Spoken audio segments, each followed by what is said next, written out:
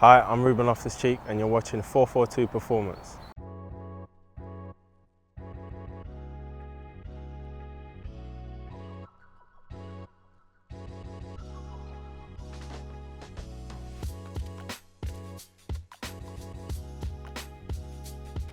Monday would, the start of the week, would be kind of hard. You'd have 2 hard days, a lot of running, a lot of gym, and then, the closer you get to the game, you come off it, so you start to feel more fresh, so you're ready to play a game. So that's my week, and I tend to do a little bit more, in the gym, just to keep myself fit and ready to go.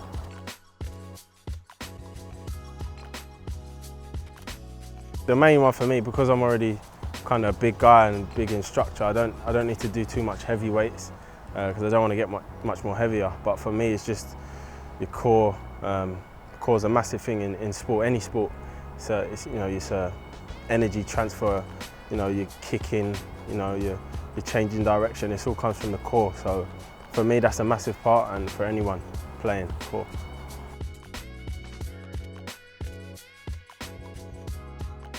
That's a big part of my game.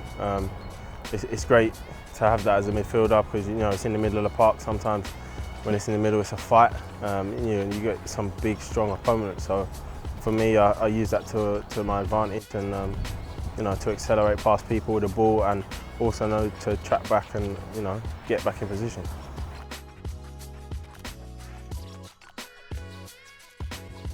It comes with practice and experience, really. I think when you get the ball and someone's coming or near you, it's just about being confident that you're not going to lose the ball. For me, I'm confident in my ability and strength to hold them off and keep the ball. So when you got confident, that keeps you more relaxed. So I never really look like I'm panicking on the ball. So it's just about confidence, and the more you do it and the more confident you get, the more relaxed you look.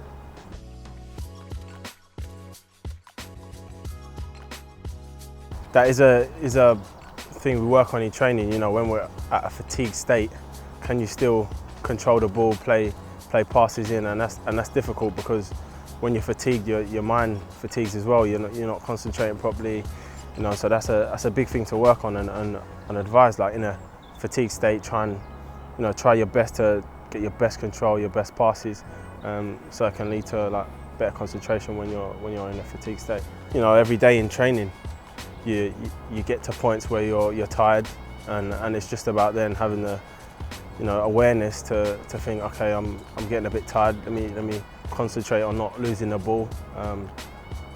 Staying in position, playing, keeping things simple, because when you're tired, and it's just about keeping the ball, keeping things simple until you get your recovery.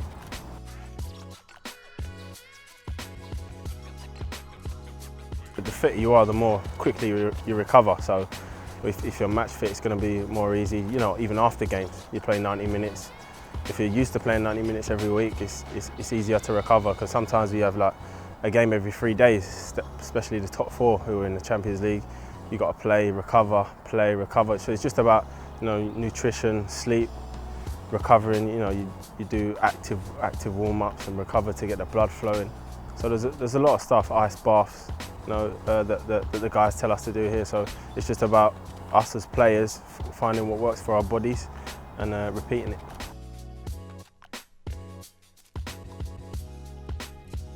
Yeah, it was a massive difference. Like you say, coming from playing in the under-21s, which was kind of not strolling apart, but easy, physically for me, because I was always above the rest. But when I had my debut in the Premier League, you see how intense it is, and how I was maybe 18 at the time. So people are on your level physically and even stronger. So for me, that was an opportunity to say work on my technical side of the game, because the strength didn't always work for me. So now I think I've got a good balance of technical ability and physical.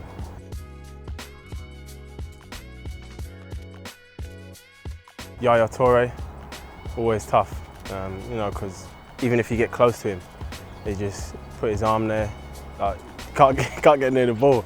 So yeah, I remember that very clearly. Yeah, I think that is the toughest thing to play against someone who's strong, quick, you know, powerful, because sometimes you just can't get close to the ball or can't get close to them, and it's a massive advantage to have on the pitch. That's why, you know, I work so hard on it to improve it, so you can have that edge on the pitch.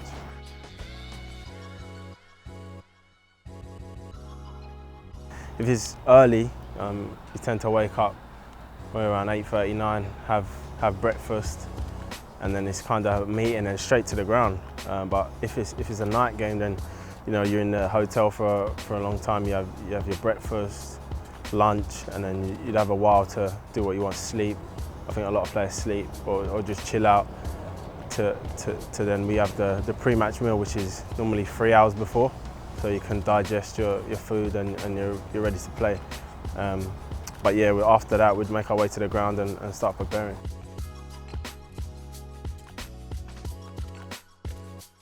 I'm listening to Drake's new album at the moment, More Life, which is good. My favourite song on that is Ice Melts. Have you heard it?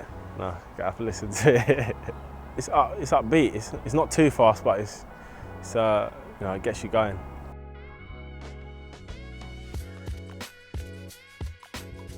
Yeah, I think from training with some world-class players and playing against world-class players, the one thing that I would say that separates them is, you know, being aware of where players are on the pitch and who's around you. Because if you know where everyone is, you can't lose the ball. You don't lose the ball. You know, you can see players that see around corners and they already know where someone's running. It's because they're always checking their shoulders and looking. And I think that's a massive thing, especially when you've got someone marking you. You can play one touch. You know what I mean? So that awareness is a massive thing.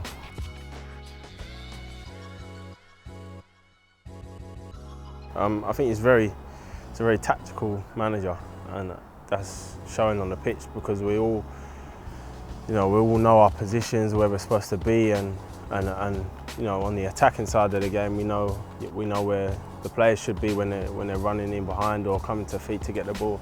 So it's a massive help, and I've noticed that. And we're winning games, and hopefully we can go on to win it. So you know, we do that every day. So it's showing on the pitch.